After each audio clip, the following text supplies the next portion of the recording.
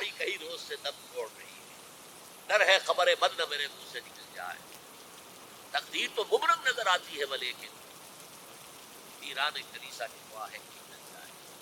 پہلی بات میری ختم ہوئی، عالمی نظام خلافت دنیا کی تقدیر مبرم ہے، ہو کر رہے گی، اس میں کسی صاحب ایمان کو کوئی شک، کوئی شبہ، کوئی ریب نہیں ہونا چاہیے۔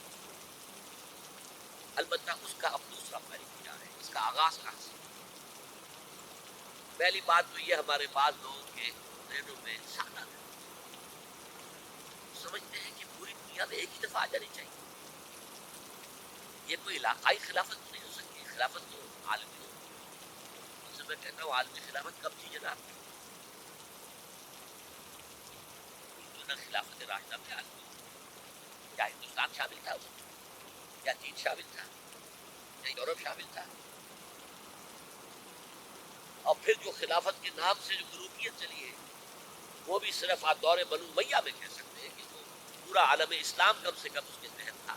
بعد میں خلافت عباس عباس میں اور فاطمیین کی خلافت میں اور آل عثمان جو ہے آٹومان ٹرکس کی خلافت میں بڑے تھے، اس سے کوئی مانتا تھا۔ اور سب سے بڑی بات یہ، اگر ایک دم پوری دنیا پر خلافت قائم ہو سکتی تو حضور کے دست مبارک سے ہوتی، لیکن نہیں ہوئی۔ نتیجہ کیا نکلا؟ ایک ملک میں حضور نے قائم، جزیرہ نما عرب، یہاں خلافت قائم ہو گئی، حضور خلیفہ۔ اس کے بعد آپ کے خلفائے راشدین نے پھر شرقن غربن شمال 3 کالمز نکلے ہیں فوجوں کی، صحابہ کرام، 3 کالمز، ایک ایسٹ ورڈ، ایک ویسٹ ورڈ، ایک نارتھ ورڈ۔ ایک عراق کو فتح کرتے ہوئے ایران میں پہنچ گیا، خراسان تک چلا گیا۔ ایک شام کو فتح کرتے ہوئے اور پھر سینائی پیننسولا سے ہو کر افریقہ میں داخل ہوا اور اٹلانٹک تک۔ تیسرا سیدھا شمال میں گیا، لیکن یہ زیادہ دور نہیں جا سکتا تھا، کوکیشین ماؤنٹینز تھا، کوہ قاف، اس زمانے میں تو یہ یوں سمجھیے کہ امپیسبل تھا، کوہ قاف، زیادہ وہاں۔ اب بھی یہ ہوگا کسی ایک جگہ سے شروع ہوگا پھر پھیلے گا، اس کے سوا کوئی چارہ کار ہے ہی۔ اگر ہر جگہ پوری دنیا میں ایک ہی وقت میں ہو سکتا تو حضور کے دست مبارک سے ہوتا سکتا۔ اب وہ نقطہ کون سا ہوگا، نقطہ آغاز ہوگا؟ اس میں پہلی بات انہوں نے کہا جو شک کرے گا اس کا پھر ایمان مشکوک ہوگا، لازماً ہوگا، گلوبل ہوگا، پوری دنیا میں ہوگا۔ کہاں سے شروع ہوگا اس میں آپ اطلاع، لیکن مجھے تو 2 حدیثیں تو ملی ہیں جن سے یہ اندازہ ہوتا ہے کہ یہ اس مشرقی خطے سے ہوگا، عرب کے مشرق کی جانے کسی خطے سے۔ وہ حدیثیں بھی اب آپ پڑھیں۔ پھر میں کہہ رہا ہوں یہ خزانہ ہے جو ہم نے آپ کی خدمت میں پیش کیا، کاش کہ آپ اس کی قدر کر سکیں۔ یہ حدیثیں آپ کو ازبر ہو، یاد ہو، لوح قلب پر نقش ہو۔ ہندوستان اور خراسان یعنی موجودہ افغانستان کا ذکر ابن ماجہ کی روایت ہے، عن عبداللہ ابن الحارث رضی اللہ تعالی عنہ قال رسول اللہ صلی اللہ علیہ وسلم یخرج الناس من المشرق یوطئون للمہدی یعنی سلطان، یعنی سلطانت، دونوں طرح سے۔ حضرت عبداللہ ابن حارث فرماتے ہیں رضی اللہ تعالی عنہ کہ حضور نے ارشاد فرمایا مشرق کی طرف سے وہ فوجیں نکلیں گی، لوگ آئیں گے جو عرب میں مہدی کی حکومت قائم ہے۔ یہ مہدی کون ہوں گے اس کا ذکر میں ذرا بعد میں کروں گا، لیکن نوٹ کر لیجیے کہ مہدی سے پہلے لازماً کسی مشرقی علاقے کے اندر وہ نظام قائم ہو چکے گا، تب وہاں سے فوجیں آئیں گی۔ یہ مشرق کون سا ہے؟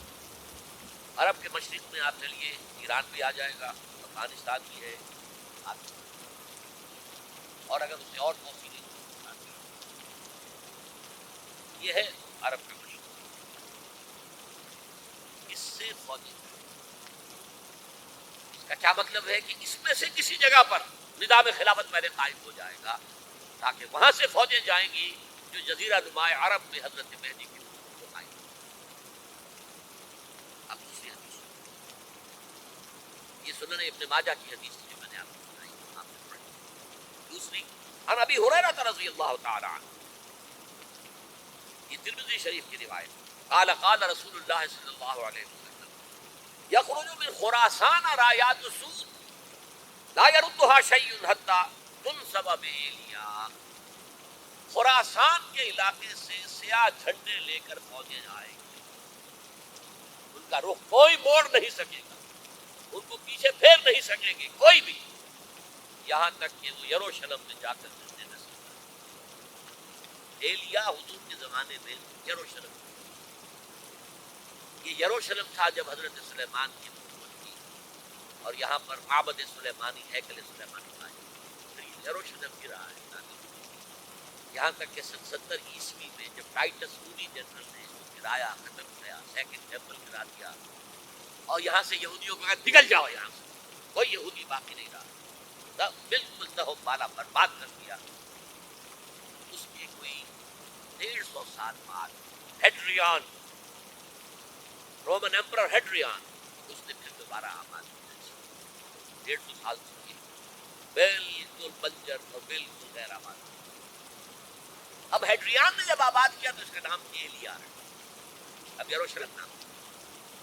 تو حضور کے زمانے میں پھر اس کا نام ایلیا، اور اب اس سے کیا معلوم ہو رہا ہے کہ یہ یروشلم مسلمانوں کے قبضے سے ایک دفعہ پہلے نکلا تھا. سن 1099 عیسوی میں مسلمانوں کے ہاتھ سے نکلا تھا. کروسیڈرز، عیسائیوں نے آ کر اس کو قبضے میں لاکھوں مسلمانوں کو مارا تھا. اس کو 1187 عیسوی میں واپس لیا ہے. کس نے لیا؟ صلاح الدین ایوبی. کرد عرب کھوکھلے ہو چکے تھے، عربوں نے کھویا، واپس نہیں لے سکے. بہت حکومت کر چکے تھے، 400-500 برس کی حکومت کر کے، اور ان کے عیش اور ان کے آرام اب ان میں جان نہیں. واپس لینے والا گرم کرد صلاح الدین ایوبی. تو گویا کہ اب آپ سمجھئے کہ 88 برس تک عیسائیوں کا قبضہ رہا. اب 1967 میں یہودیوں نے قبضہ کیا ہے، اور اب 38 برس ہو گئے، 88 نہیں 38. لیکن وہ دور آئے گا کہ اب پھر لیں گے. لینے والے عرب بھی نہیں ہوں گے، خراسان کے علاقے سے. یہ خراسان کیا تھا؟ ایلیا تو میں نے آپ کو بتا دیا، یروشلم کا نام ہے. خراسان اس زمانے میں ایک بہت بڑے ملک میں کہتے ہیں. کچھ حصہ پاکستان کا بھی اس میں شامل ہے، کچھ حصہ ایران کا بھی ہے. ایران کے اس حصے کو اب بھی خراسان کہتے ہیں، وہ ایک صوبہ ہے. خراسان ایک صوبہ ہے ایران کا چھوٹا سا. پاکستان میں خاص طور پر یہ جو علاقہ مالا کنڈ ایجنسی کہلاتی ہے، اس سے اوپر جتنا علاقہ ہے، اور یہ جو واخان کی ایک پٹی آتی ہے اوپر، واخان افغانستان کی ایک پٹی سی دور سی چلی آتی ہے جو جا کر چائنا کی سرحد سے مل جاتی ہے. یہاں سے لے کے یہاں تک یہ جو مالا کنڈ کا وہ درہ ہے اور پہاڑ ہے، یہ بھی خراسان ہے. باقی تقریباً 2/3 آف افغانستان ساؤدرن حصہ نہیں ہے خراسان کا حصہ، یہ سیستان کہلاتا ہے، یہ خراسان نہیں ہے. لیکن یہ کہ اوپر کا 2/3 آف افغانستان، اور اس کے ساتھ یہ جو عرب جو اب یہ ترک ممالک آزاد ہوئے ہیں سوویت یونین کی ڈسولوشن کے ساتھ، یہ سارا علاقہ کہلاتا ہے خراسان بزرگ، دی گریٹ خراسان.